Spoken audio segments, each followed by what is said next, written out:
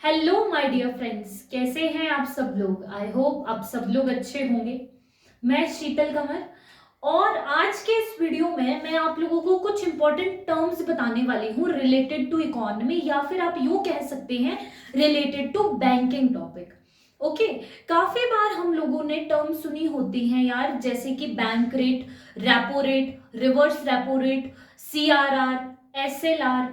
तो ये सारे की सारी टर्म्स कहीं ना कहीं कंफ्यूजिंग रहती हैं, तो इनके बारे में आज मैं आप लोगों को बताऊंगी।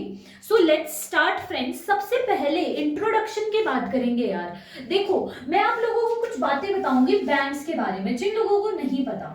ठीक है, कुछ बेसिक सी चीजें।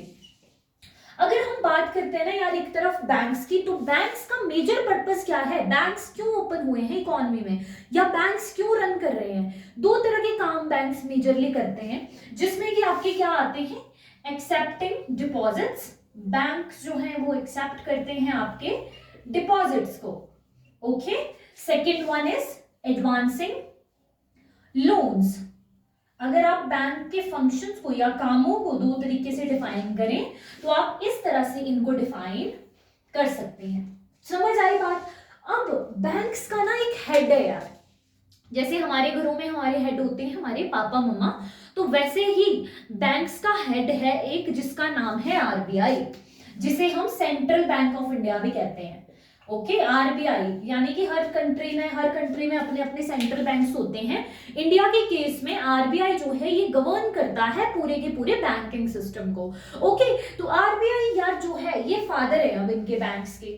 ठीक है, अब आरबीआई चाहे तो कुछ पैसा जब आपको जरूरत पड़ती है तो आपको आपके मम्मी पापा पैसे देते हैं ना, तो वैसे ही ये फादर है, ये क्या करते हैं जब बैंक्स के पास पैसों की कमी हो गई तो ये क्या करते हैं, बैंक्स को कुछ पैसे देते हैं, कुछ कैश जो है बैंक्स को देते हैं। अब कई बार क्या होता है यार, कई बार ना हमारे पास ज्यादा पैसे दिख जाते हैं, हम छोटे छोटे थे तो हमारे पास ज्यादा पैसे होते थे जब, तो हमारी मम्मी क्या करती थी, हमसे ले लेती थी। अब कई बार यही चीज होती है कि जब बैंक्स को कई बार क्या दिखता है, पैसे ज्यादा दिखते हैं तो वो वापस भी ले लेते हैं, यानी कि अपने पास रखने के लिए ले लेते हैं। और कुछ की मम्मी तो शायद ये भी कहती होंगी कि बेटा जब लगेगी जो तुझे कुछ लेना होगा तो मैं तुझे वापस दे दूंगी।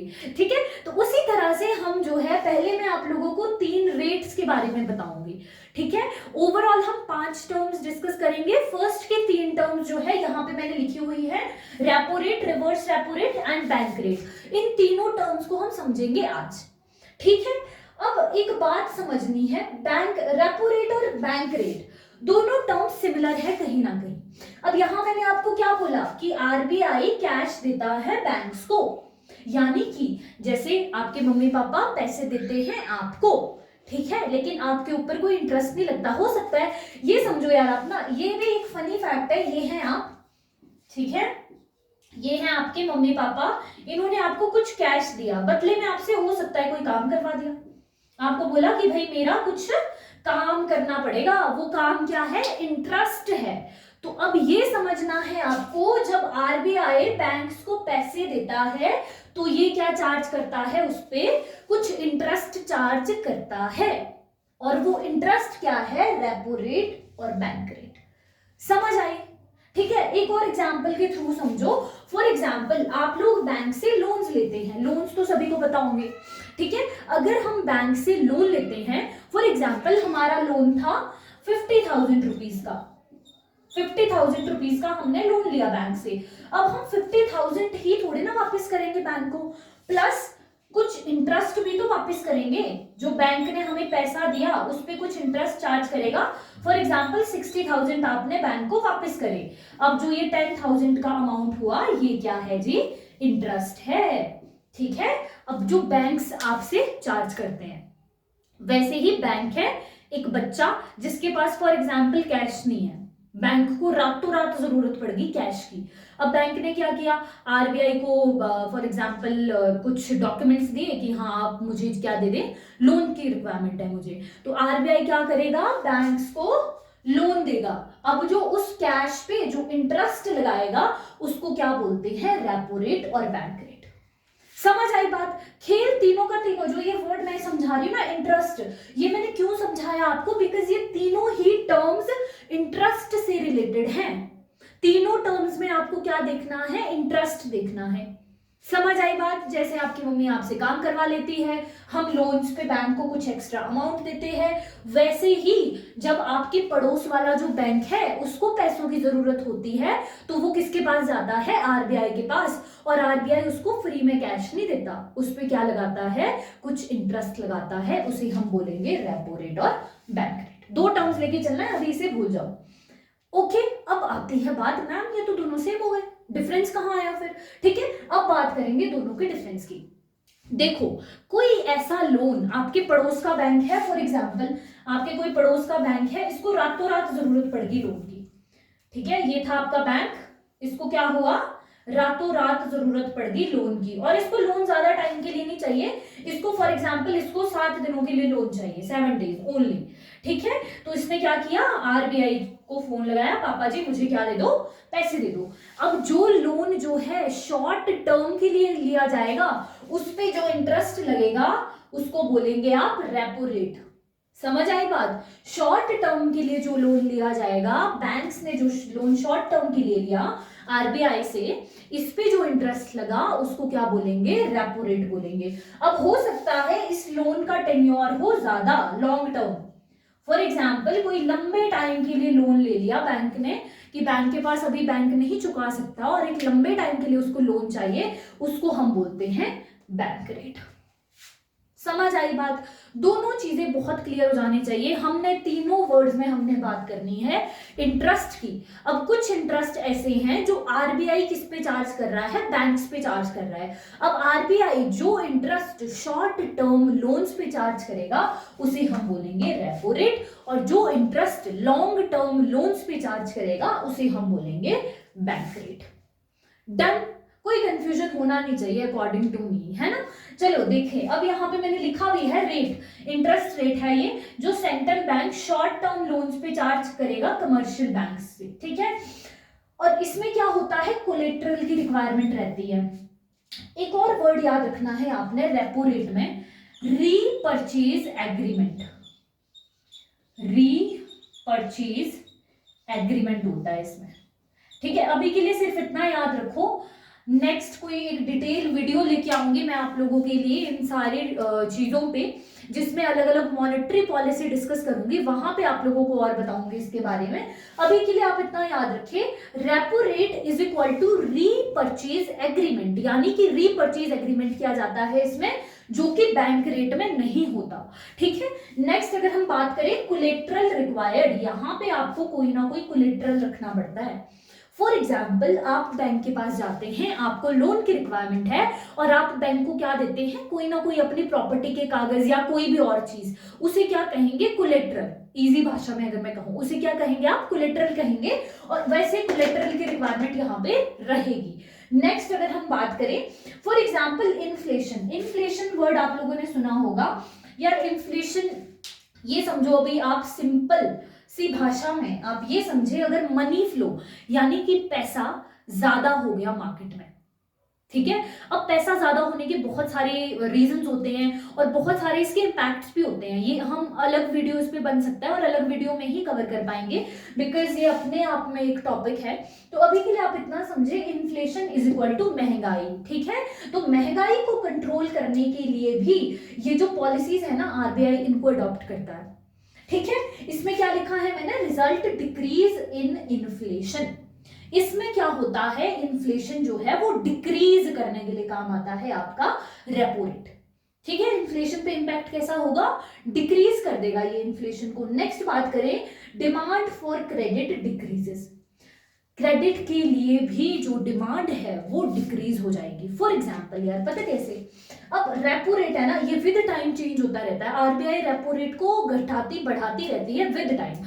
ठीक है, अब फॉर एग्जाम्पल आरबीआई को लग रहा है कि मनी फ्लो जो है वो ज्यादा है मार्केट में, अब वो क्या करेगी, रेपो रेट को इंक्रीज कर देगी। ठीक है, अब जब रेपो रेट को इंक्रीज कर दिया तो लोग नॉर्मली क्रेडिट नहीं ले पाएंगे।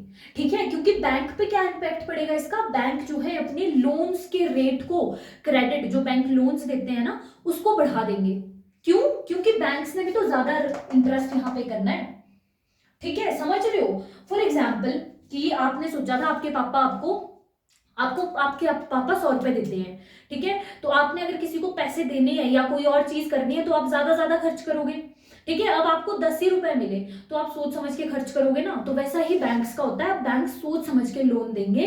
इस वजह से क्या होगा, रेट इंक्रीज हो जाता है और क्रेडिट की जो डिमांड है वो क्या हो जाती है, डिक्रीज हो जाती है, ठीक है। इसके ऊपर डिटेल में वीडियोस भी लेके आऊंगी मैं, तो आप मुझे कमेंट बॉक्स में भी जरूर बताएं यार, अगर आप लोगों को डिटेल में इन चीजों पे वीडियो चाहिए तो let me know in comment box. Next अगर हम बात करें बैंक रेट की, बैंक रेट जैसा कि मैंने आपको बताया सिंपल सी भाषा में क्या है, अगर जो लॉन्ग टर्म लोन जो है कमर्शियल बैंक आरबीआई से ले रहे हैं उस पे जो इंटरेस्ट चार्ज हो रहा है वो क्या है, आपका बैंक रेट है, ठीक है जी। इसमें मैंने आगे एक और पॉइंट लिखा है, used to calculate penalty CRR and SLR.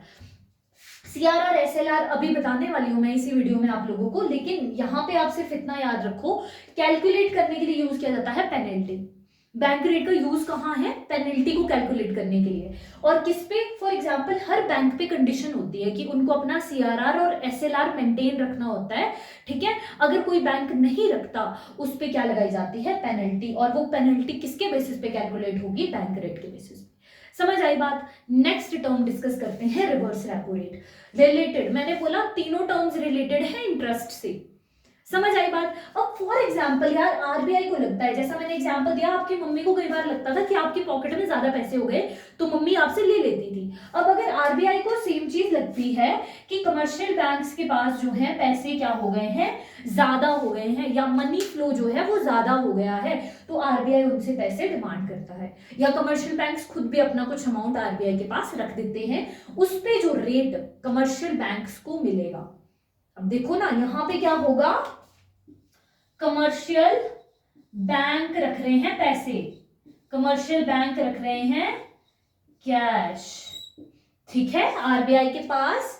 अब आरबीआई देगा इनको इंटरेस्ट, कुछ अमाउंट देगा आरबीआई इनको, ठीक है।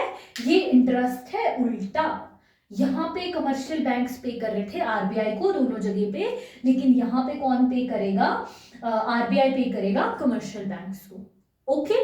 तो ये है आपका क्या, रिवर्स रेपो रेट, तभी नाम भी रिवर्स है। देखो रिवर्स से भी आप आइडिया लगा सकते हो, रेपो रेट का रिवर्स उल्टा कर दो, ठीक है।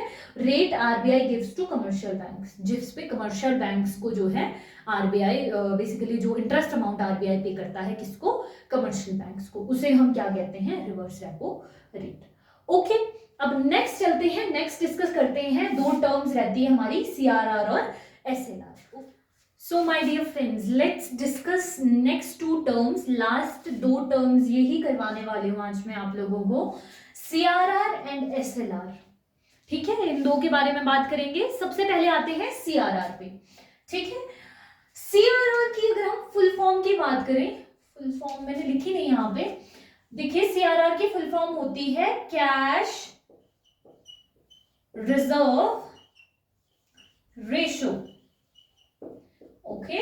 और वैसे ही एसएलआर की फुल फॉर्म होती है statutory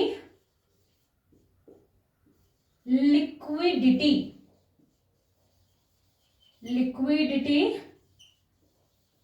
ratio, statutory liquidity ratio and cash reserve ratio. अब बात करते हैं क्या है ये दोनों भारी भरकम से शब्द, भारी भरकम बिल्कुल भी नहीं है। देखो अब होता क्या है ना यार, अभी तक तो हमने देखा कि बैंक्स और आरबीआई आपस में एक पैसों का खेल चला रहे हैं कि बैंक्स कुछ आरबीआई को दे रहा है, आरबीआई कुछ बैंक्स को दे रहा है। अब बैंक्स तो फादर है ना, बैंक्स के पास कुछ चीजें तो होनी चाहिए, ठीक है। फॉर एग्जाम्पल आपके घर पे आपकी जो प्रॉपर्टी है, प्रॉपर्टी के मालिक हमेशा कौन होते हैं, हमारे फादर होते हैं, ठीक है। वैसे ही हमारी कुछ प्रॉपर्टी, अब अगर बैंक्स जो है वो बच्चे हैं आरबीआई के, तो बैंक्स की कुछ प्रॉपर्टी किसके पास होनी चाहिए, आरबीआई के पास होनी चाहिए, ठीक है। ताकि अगर बैंक्स किसी बहुत ज्यादा मुसीबत में आ गए कल को बैंक्स, या बैंक्स का दिवालिया होने वाला है, तो at least there must be some amount जो बैंक्स के पास हो, ठीक है। तो आरबीआई इसी चीज को देखते हुए क्या करता है, एक रेट फिक्स्ड करता है, यानी कि ये अपने बच्चों को, सारे के सारे कॉमर्शियल बैंक्स को क्या बोलता है, कैश रिजर्व करो, यानी कि कैश के कुछ आपको रिजर्व्स रखने होंगे, कहां पे, आरबीआई के पास। Cash reserves of banks with RBI. ठीक है, किस फॉर्म में रखना है? कैश की फॉर्म में कुछ अमाउंट, और ये अमाउंट भी डिसाइड करेगा आरबीआई। ठीक है, ये अमाउंट कौन डिसाइड करता है? आरबीआई। फॉर एग्जाम्पल कितना भी परसेंट हो सकता है ये, और ये चेंज होता रहता है। ठीक है जी, तो चेंज क्यों होता है ये, इसके लिए भी आप लोगों के लिए एक और वीडियो लाऊंगी जिसमें मैंने कहा है कि मैं पूरी की पूरी आपको मॉनेटरी पॉलिसी बताऊंगी। वहां पे आप समझेंगे कि सप्लाई ऑफ मनी को कंट्रोल करना क्यों जरूरी है, और किस तरह से जो है इसके through supply of money control होती है हमारी इकोनॉमी में। ओके, नेक्स्ट क्या बता रही थी मैं आपको? Decided by RBI. RBI decide करता है इस अमाउंट को। क्या करेगा आरबीआई? बैंक्स को बोला कि आप कुछ अमाउंट कहाँ रखेंगे? मेरे पास रखेंगे। अब कितना अमाउंट रखना है? देखो, बैंक्स कुछ परसेंटेज फिक्स करता है या कुछ पार्ट बोलता है, किसका? Part of their total deposits. Total deposits, यहां पे एक टर्म लिखी है मैंने यार, एनडीटीएल। एनडीटीएल क्या होते हैं? नेट डिमांड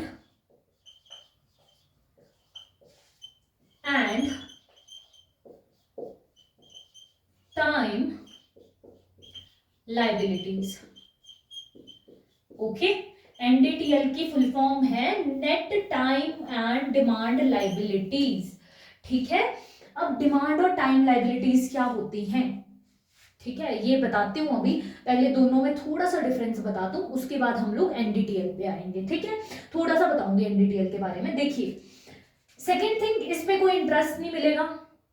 अब बैंक्स वैसे तो लोन्स दे रहे हैं जब, तब उनको इंटरेस्ट मिल रहा है, लेकिन अभी जो है इस पे ये जो अमाउंट बैंक्स रखेंगे आरबीआई के पास, इस पे उनको कोई इंटरेस्ट नहीं मिलता। ये एज अ रिजर्व होगा। रिजर्व होता है, कोई ना कोई जमा पूंजी रखी जाती है ना, उस तरह से आप समझो। किसके पास रख दिया? आरबीआई के पास रख दिया। ओके, और पार्ट रखेंगे टोटल डिमांड, टोटल डिपॉजिट्स का। नेक्स्ट आते हैं एसएलआरपी, जिसका है स्टैट्यूटरी लिक्विडिटी रेशो। अब ये क्या है जनाब? देखो, यहां हम बात कर रहे थे सिर्फ कैश रिजर्व्स की। अब क्या बोलता है आरबीआई? आरबीआई पापा है, पापा हमेशा चिंतित रहते हैं। पापा क्या बोलते हैं? पापा को लगता है कि ये जो अमाउंट मैं अपने पास रख रहा हूं, हो सकता है इससे भी बात ना बने, तो ये बैंक्स को क्या बोलते हैं? एक्स्ट्रा सिक्योरिटी के लिए। कभी ट्रिप पे जाते हो ना अकेले, तो पेरेंट्स हमेशा सोचते हैं एक्स्ट्रा सिक्योरिटी, एक्स्ट्रा सिक्योरिटी। वैसे ही इनके पापा हैं आरबीआई, तो इनके लिए भी वो क्या सोचेंगे? बैंक्स के लिए एक्स्ट्रा सिक्योरिटी। वही एक्स्ट्रा सिक्योरिटी के लिए बैंक्स, आरबीआई क्या बोलता है बैंक्स को? आप ऐसा करो, कैश तो आपने मेरे पास रख दिया कुछ, ये तो मैं संभाल के रखूंगा, और आपको कब दूंगा? जब आप बिल्कुल ही, आपको बहुत एक्सट्रीम सिचुएशन में होगे उस टाइम पे दूंगा। ठीक है, लेकिन अब आप ऐसा करो, आप अपने पास भी कुछ चीजें रखो। ठीक है, अब आप एक पार्ट फिक्स करता है, इसके लिए भी सेम एक परसेंटेज फिक्स करी जाती है। ठीक है, इस परसेंटेज को बैंक्स ने क्या करना होता है? अपने पास मेंटेन करना होता है। लेकिन ये जरूरी नहीं है यहाँ पे कि ये कैश की फॉर्म में हो। ठीक है, अब अगर कैश में होता तो दोनों सिमिलर हो गए। यहाँ पे आपको कैश ही रखना है। यहाँ पे तीन चीजें याद रखनी है आपने। क्या? कैश हो सकता है, गोल्ड हो सकता है, या कोई सिक्योरिटी हो सकती है, may be government security. Okay, तीन चीजों पे एसएलआर हो सकता है, यानी कि तीन चीजें बैंक्स अपने पास रख सकते हैं। क्या क्या? कैश रख सकते हैं, गोल्ड रख सकते हैं, और गवर्नमेंट सिक्योरिटीज रख सकते हैं। ठीक है, ये इनको अपनी तिजोरी में बंद करके रखनी है अपनी सिक्योरिटी के लिए। समझ आई बात? ठीक है, और ये भी क्या होगी? पार्ट ऑफ एनडीटीएल होती है, यानी कि फिक्स करी जाती है एक परसेंटेज। किसका पार्ट होती है? Net demand and time liabilities का। अब आते हैं net demand and time liabilities पे। ये है क्या? एक चीज तो ये समझो, ये टोटल डिपॉजिट्स की तरह समझो। आप सिंपल में बताऊंगी अभी के लिए, टोटल डिपॉजिट समझो आप इसको बैंक का। बैंक के पास दो चीजें होती हैं, कुछ ऐसी लाइबिलिटीज होती है बैंक की। लाइबिलिटीज क्या होती हैं? अगर जिन्हें ये भी नहीं पता यार, प्लीज मुझे कमेंट बॉक्स में आप लोगों ने बताना है कि आपको नेक्स्ट वीडियो इनमें से किस टॉपिक पे चाहिए। ठीक है, तो आई विल मेक श्योर कि मैं उन टॉपिक्स पे वीडियोस ला सकूं आप लोगों के लिए। बट अभी के लिए अगर मैं सिंपल में आपको समझाऊं, तो बैंक से पास मैंने आपको बताया था डिपॉजिट करता है बैंक्स। दो तरह के डिपॉजिट बैंक्स लेता है, आपने सुने होंगे। कुछ होते हैं सेविंग्स अकाउंट्स, ठीक है, कुछ होते हैं सेविंग अकाउंट्स, सेविंग अकाउंट्स, ठीक है, और कुछ होते हैं आपके एफडीज एटसेट्रा। अब ये दो तरह की चीजें हैं यार। देखो, कुछ है डिमांड डिपॉजिट्स, यानी कि अब आपने सेविंग अकाउंट में पैसा रखा और फॉर एग्जांपल आज रखा आपने और आपको कल जरूरत है, ठीक है, तो आपकी डिमांड पे बैंक को आपको पे करना ही पड़ेगा, उन्हें कहा जाता है डिमांड डिपॉजिट्स। जैसे कि आप नॉर्मल किसी भी अकाउंट में पैसे रख देते हो बैंक में और आप अगले दिन गए आपने वहां से निकाल ली, तो बैंक आपको डिनाई नहीं कर सकता। सेकंड होती है टाइम लाइबिलिटीज। टाइम का मतलब क्या होता है? टाइम का मतलब है जो टाइम के साथ मिलनी है। जैसे एफडीज, मैंने एग्जांपल यहाँ पे लिखा आप लोगों के लिए। एफडी का मतलब है आप गए बैंक में, आपने बोला मेरे को 2 साल की एफडी करानी है। अब ये जो टाइम खत्म होने के बाद ही मिलेंगे ना आपको ये डिपॉजिट जो आपने रखा है, 2 साल के बाद ही वो अमाउंट आएगा, तो इसको बोला जाता है टाइम डिपॉजिट्स। और बैंक के लिए ये लाइबिलिटीज रहती हैं। ओके, आई होप अब ये जो चीजें हैं आप लोगों को क्लियर हुई होंगी कि एक पार्ट एनडीटीएल का कहाँ रखा जाता है, कैश में रिजर्व रखे जाते हैं आरबीआई के पास। एक पार्ट जो है एनडीटीएल का कहाँ रखा जाता है, कैश, गोल्ड और सिक्योरिटीज में रिजर्व रखते हैं बैंक अपने पास। ठीक है, तो आज के लिए इतना ही फ्रेंड्स। अगर आप लोगों को वीडियो पसंद आता है तो लाइक, शेयर और कमेंट करना ना भूलें। सेकेंड थिंग, मैं बार बार कह रही हूँ, मुझे कमेंट बॉक्स में जरूर बताएं अगर आपको किसी भी चीज पे वीडियो चाहिए। Thank you very much.